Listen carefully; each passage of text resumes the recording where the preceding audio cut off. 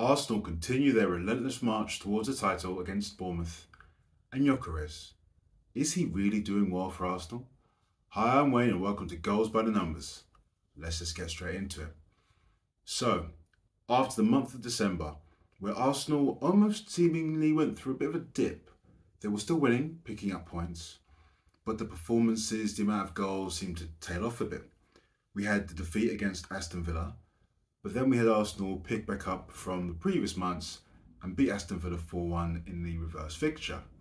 There were even own goals, so I suppose for Arsenal fans it was good to see them actually score four against one team in one match. That then takes us on to the away match against Bournemouth.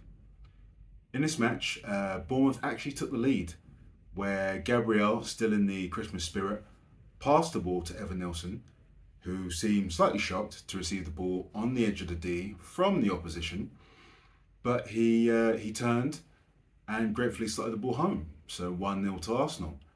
And I guess at this point I was wondering, okay, the season of giving is now over. Gabriel, I guess, maybe still wants to continue that. Not a bad thing to continue to give presents to nice people. But Gabriel actually scored the equaliser 5 minutes later.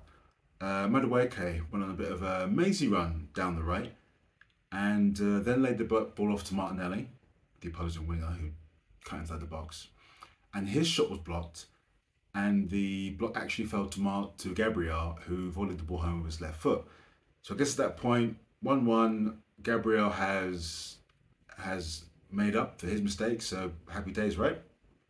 Not for me, but Arsenal fans.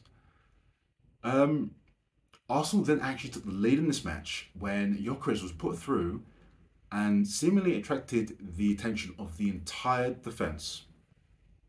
He then laid the ball to Odegaard, who squared it back to Declan Rice, who took a touch and then scored from just outside the box.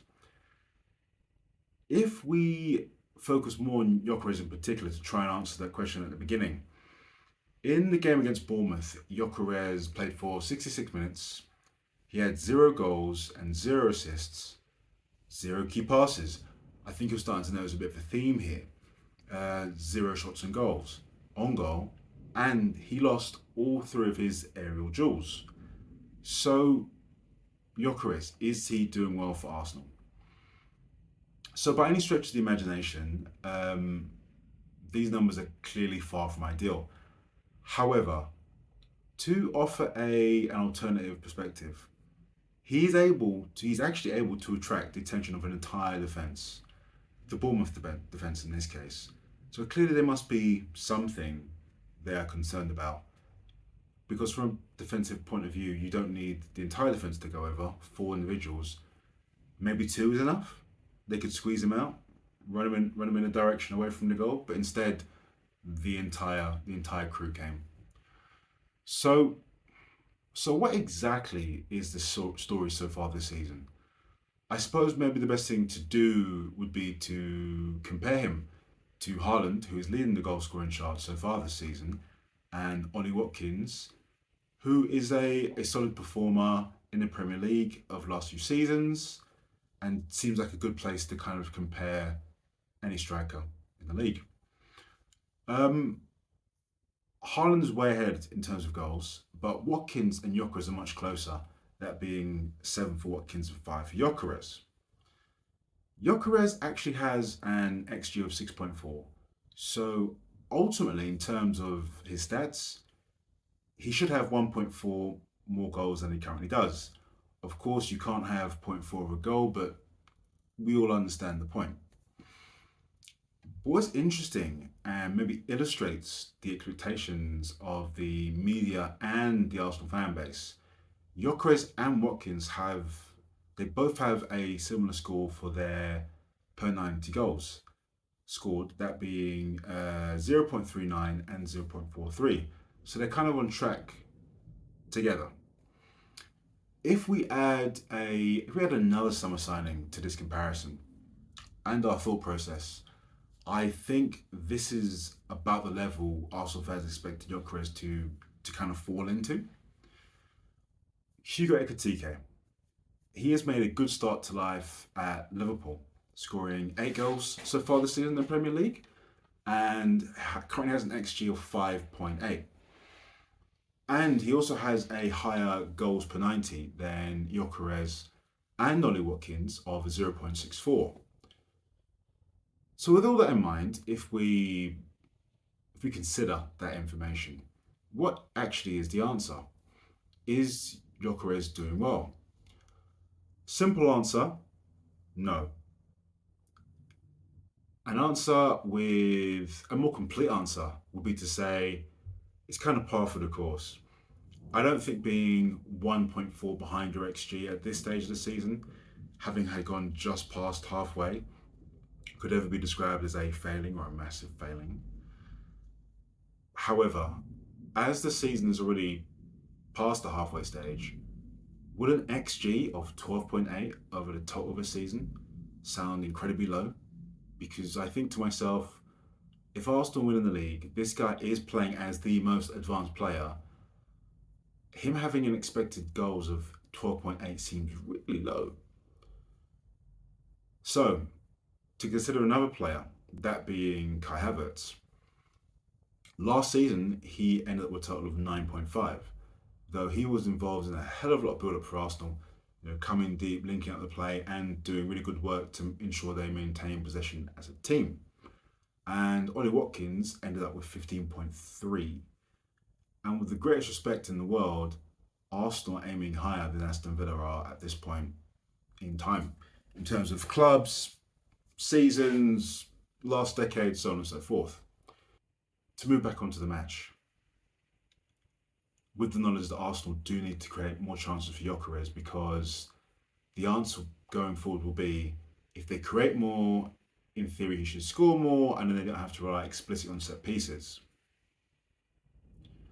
Another mazy run later on in the match allowed Madueke to square the ball to Rice for his second of the game before Krupi scored a strike from distance, 25 yards out, to make it 3-2 to Arsenal, and that's how the match ended. So, in other news, or rather a few interesting things that are worth a mention, Aston Villa returned to winning ways after the defeat against Arsenal in their last outing by beating Nottingham Forest 3-1. After 3 defeats in 5 at the beginning of the season, Aston Villa have gone on to win 13 out of their last 15. And to me, and say it softly, I'm starting to see, I guess, echoes of or some similarities in that season that Leicester actually went on and won the league. In fact, after 20 matches in that season, Leicester were 2 points behind Arsenal, so match week 20. And that season was the 2015-16 season. And currently, Aston Villa are 4 points behind Arsenal. So, could we get a surprise winner at the end of the season again? Who else? Ruben Amorim. Ruben. Ruben Amorim refused to elaborate on why, after admitting that he realised he can't play the way he wants to at Manchester United, it took him so long to realise. You said recently that with regard to changing your system, you're now starting to understand that to play your 3-4-3, you'd have to, like, in essence, how a lot of top players, you're now starting to understand it's not possible. May I ask why you didn't realise that when you first came into the club? Or, I mean, can you clarify what you meant exactly, please? I don't want to talk about that. I just focus on the Leeds game. This was after Manchester United drew with Wolves at Old Trafford, which contributed to a third of the points that Wolves have obtained for the entire season. And our last interesting thing to note was the fact that Chelsea have removed their manager, Enzo Maresca, who apparently clashed with the fitness department. From my understanding and what I can see and have heard through various reports in different types of media, one of the issues was that the fitness department would inform Maresca on which players should and should not play a full match. So it might be a case of Reece James has had quite a lot of load recently, so he needs to be restricted to 60 minutes.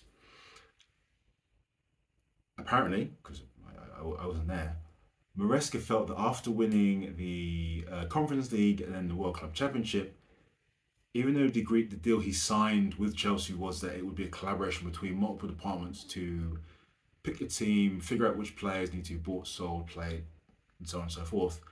He seemed to be getting to the stage where he felt his say should have been bigger because he'd actually taken Chelsea to some success. The club didn't agree. And that ended his tenure, and we'll have to see who Chelsea replace him with. But questions, comments, concerns. Who should be the next Chelsea manager? Is Gyökeres doing well or not doing well? And what do you think about navy t-shirts? Are they a win or a loss? Enjoy the rest of your day, and I'll catch you in the next one.